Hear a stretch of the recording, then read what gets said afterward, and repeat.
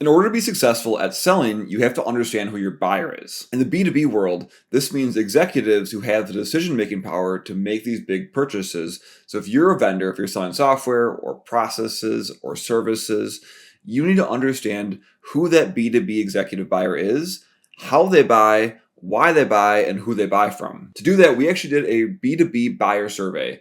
We did a survey talking to executive buyers to understand exactly how they move through that buying process. In today's video, I'm going to break down some of the key findings we have in that. If you want to download that report yourself, you can check out the description and grab the link in there.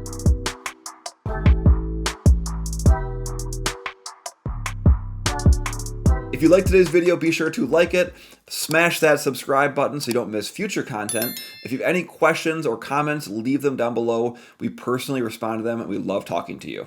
All right, so let's dive right into what this B2B buyer survey is all about. What we did is survey a group of executive buyers. These are people across multiple different industries, including financial, manufacturing, professional services.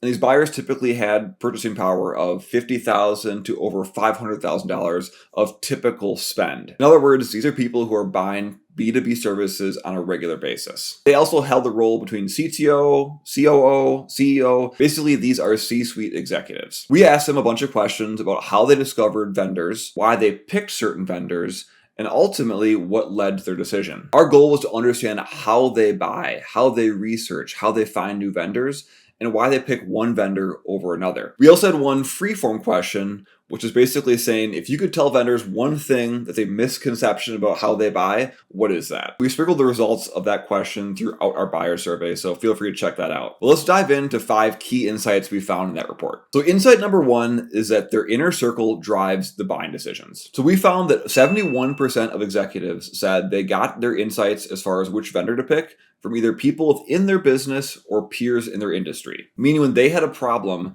the first people they turned to were their inner circle. Specifically, 45% of them said they start by talking to their internal team. 26% asked their peers, and then 16% actually turned to asking AI. This is a new thing, and coming from someone in digital marketing, it's really interesting for me to see someone move to AI instead of going to Google search as a default. And then 5% said social media, and 3% said Google search, and then 5% said other sources. So this tells you when your executive buyers first encounter the problem or realize they have the problem, the first people they go to are their peers and their internal team, aka their inner circle. So you as a vendor have to understand how you move through that network, how you get those influencers, either people within their organization or their peers, to know who you are, know what you do, and then say your name when the problem arises. All right, let's move on to key insight number 2. And that is that most of the executives had already made up their decision before they hop on a sales call. Our data showed that 9 in 10 executives had at least somewhat made up their mind before they had that first sales call with that salesperson. Specifically, 20% said that their decision was mostly formed, and 69% said that it was somewhat formed. Only 11% said their decision was not made up at all. So again, what is the insight here that you as a vendor can think about? It means that your reputation, what people are saying about you, what content you have on your website, what content you have on your social media platforms, all of that is making a major influence on that decision before you even get to go and have that conversation with that buyer. So trust, authority, and reputation are really what are driving that decision-making process. So key insight number 3 is that executives are researching before engaging. So building off of key insight number 2, we actually looked at the data to understand where are these executives doing their research, where are they getting their information, what kind of information are they getting before they actually engage a salesperson. 75% of executives say they go to the corporate website or the company website of the vendor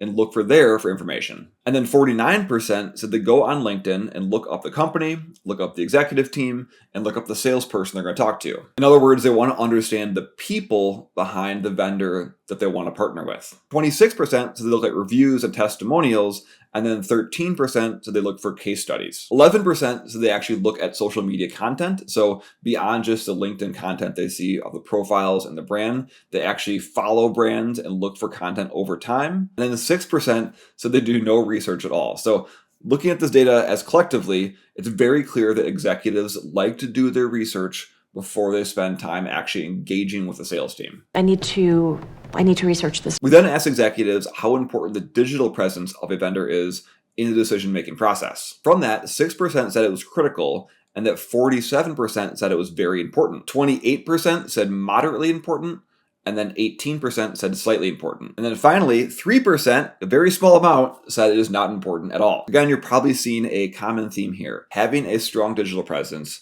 having authority, having reputation is all a major part of that decision-making process for executives. We then asked them where they actually spend their time online. So if they're doing research and they're spending time online understanding their industry, understanding the problems they're facing, and potential solutions, what platforms are they active on? Not surprisingly, LinkedIn was the dominant platform, with 9 out of 10 executives saying they spend time on LinkedIn. After that came industry and community platforms at 67%, and then podcasts actually at 56%. Following that was YouTube, Slack, X, Twitter, all those platforms kind of made up the rest of it. But looking at the data collectively, it's very clear, again, following this pattern, that executives want to spend time on LinkedIn, on professional platforms, as well as talking to industry peers. They don't have time to cut through all the noise of all the different content, all these platforms. They want to talk to professionals, they want to talk to peers, and they want to know what's happening in their industry. You as a vendor need to be active on those platforms.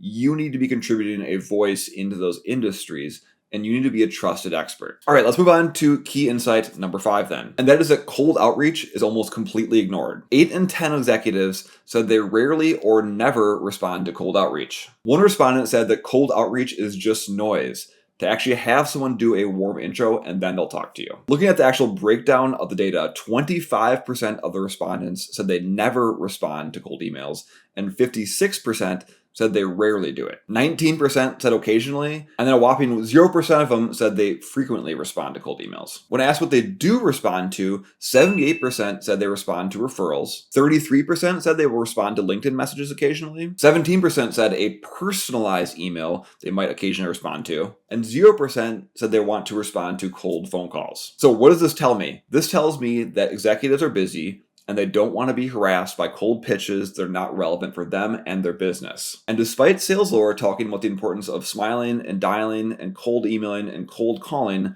that's not how executives buy. They buy from people they trust, or they buy through introductions from people they trust. So we have a couple more insights in the actual report itself, and the actual link to download the report is in the description of this video.